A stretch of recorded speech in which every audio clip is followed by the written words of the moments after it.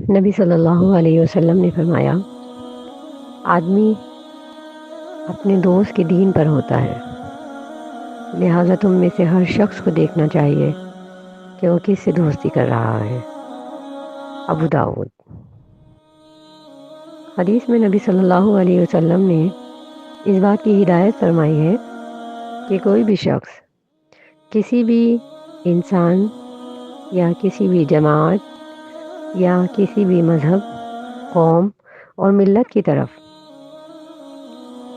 جب میلان رکھتا ہو تو اسے یہ دیکھ لینا چاہیے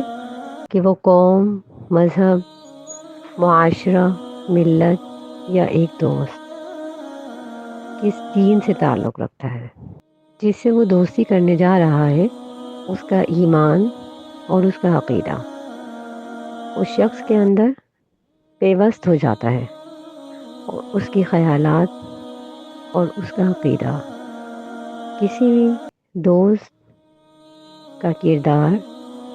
اخلاق، سیرت، یہاں تک کہ اس کے معاملات پر متاثر ہو سکتا ہے۔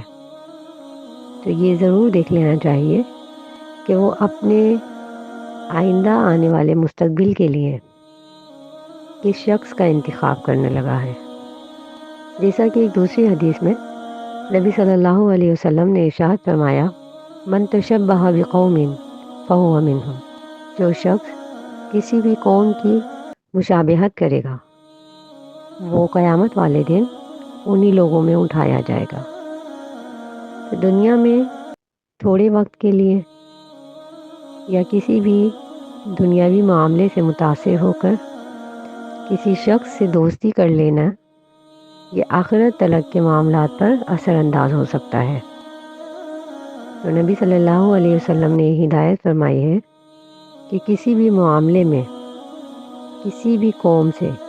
یا کسی بھی انفرادی شخص سے مشابہت رکھنے کا مطلب یہ ہے کہ اس کی مکمل سیرت پر عمل کیا جائے، کیونکہ ظاہری طور پر کسی بھی شخص کی پیروی کرنے کا مطلب باطنی طور پر اس شخص کی پیروی کرنے کا پہلا دروازہ کھولنا ہے۔